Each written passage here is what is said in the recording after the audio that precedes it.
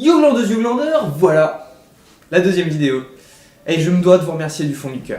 Sérieusement, je n'y serais jamais arrivé sans vous. Si vous aviez pas été aussi débiles les uns que les autres, j'aurais jamais senti le besoin de venir relever le niveau sur YouTube. Mais qui t'a permis? Ta gueule, enculé de démagogue sodomiseur de tub. Mais en plus, tu racontes n'importe quoi. Bah vérifie si tu me crois pas. Grâce à moi, au sol, le démagogie. Je sais que certains diront qu'il est démago de critiquer la démagogie, mais en ce qui me concerne, je ne suis jamais démagogue. Et ça, c'est de la démagogie. Bon, je sens que je vous ai perdu, donc commençons par le commencement. Qu'est-ce que la démagogie? Bon, je suis certain que pour la plupart, vous en avez une définition assez claire. Fais gaffe, tu recommences. Bref, communément, on dit souvent qu'ils sont des magos, des politiciens ou des multinationales. On leur reproche grosso modo de nous dire ce que l'on veut entendre, ou encore de travailler davantage leur image que le contenu des services qu'ils nous proposent. Une publicité démagogique, c'est un pléonasme. Mais la démagogie que je condamne n'est pas forcément celle-là. Car dès lors que la communication est nécessaire pour faire circuler un produit et non pas une idée, on se dit que la démagogie est légitime. Quoi de plus contemporain que l'idée de se vendre, et de se vendre surtout avec ses qualités et pas trop ses défauts. Quoique la partie délicate étant de savoir à qui s'adresser, de cibler son public.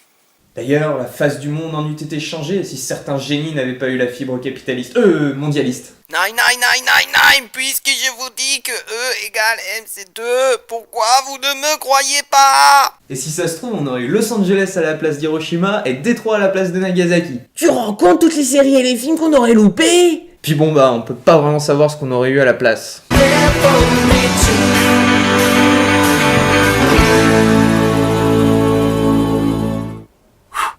Et Rousseau, j'ai une confession à te faire. J'ai couché avec ta sœur. Ami, toi Chantelou, sans même me demander la permission. Si je te l'avais dit, tu l'aurais sûrement séquestré. Je suis désolé, je ne peux plus vivre avec un tel fardeau. Oh d'ailleurs, elle a fait exactement le même bruit que toi. Je sais pas pourquoi, mais j'ai l'impression que dans la culture japonaise, c'est soit poétique, soit délirant. Y a pas de niaiserie. Mais si, la niaiserie. Vous savez, quand un personnage est si stupide qu'on se demande s'il a pas été maintenu les yeux ouverts devant la télé toute sa vie, puis qui subit les pires humiliations au nom de l'amitié, et qui se met toujours dans des situations pas possibles, et qui a des réactions tellement improbables qu'on se sent obligé de rire avec condescendance.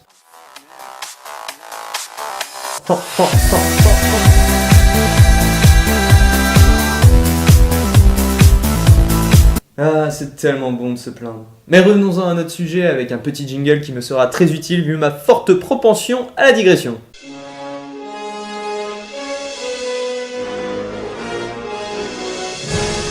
Back to the subject. Faisons donc la distinction entre les différentes déclinaisons de la démagogie. Dans un cadre commercial, comme elle consiste à créer le besoin et à susciter la confiance, on se dit que c'est pas trop traître, on sait plus ou moins à quoi s'en tenir. Mais alors, par contre, la démagogie me met colère quand il s'agit de courant de pensée. L'exemple internationalement reconnu, criard de vérité. Je sais, on dit criant, mais c'est fait exprès. Au départ, j'avais même hésité avec chouinant. Alors, un bon. L'antinucléaire. Alors ça, si c'est pas de la démagogie pour hippie. Mais sans le nucléaire, on fait comment? Moi je veux bien arrêter de consommer, retourner chasser, tout ça. Mais je pense pas que ce soit le cas de tout le monde. Et paradoxalement, c'est fou si je cale pas un paradoxalement, j'ai l'impression d'avoir raté ma vidéo. Paradoxalement, trop bien réussi. Ceux qui militent contre le nucléaire seraient les premiers à décéder si on laissait tomber la technologie. Une question de faculté d'adaptation sûrement. Mais arrêtons de tirer sur l'ambulance.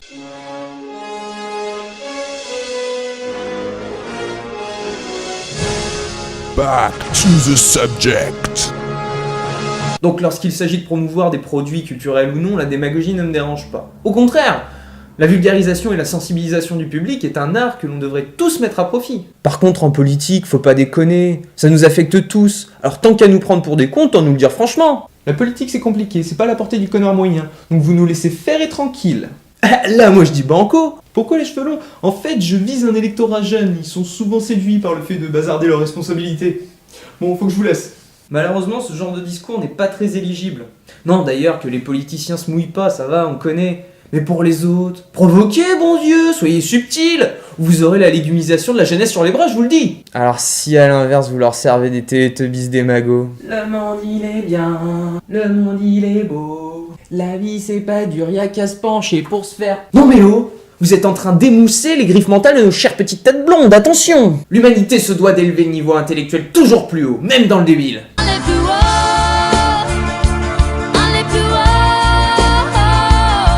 Et ça n'est pas un service à lui rendre que de la conforter dans sa médiocrité. C'est bon, je peux arrêter avec les conneries moralisatrices là ? Je crois que le message est passé. Mais j'ai beau être moralisateur, je vous raconte pas de conneries quand je vous dis que la démagogie peut être très dangereuse. Vous voyez de quoi je parle ? Non ? Bah par exemple, mettons, je dis bien mettons, qu'un gouvernement rassure son peuple en l'encourageant à vivre à crédit au-dessus de ses moyens. Et que ce peuple naïf se dise « Hey, si c'est tout Sam qui le dit, c'est ce qu'il faut faire !» Et que tout le monde se mette à consommer à crédit. Sauf que le système bancaire est basé sur le postulat que l'on rembourse ce que l'on emprunte. Or comme les gens vivent au-dessus de leurs moyens, à peu près par là, ça devient compliqué.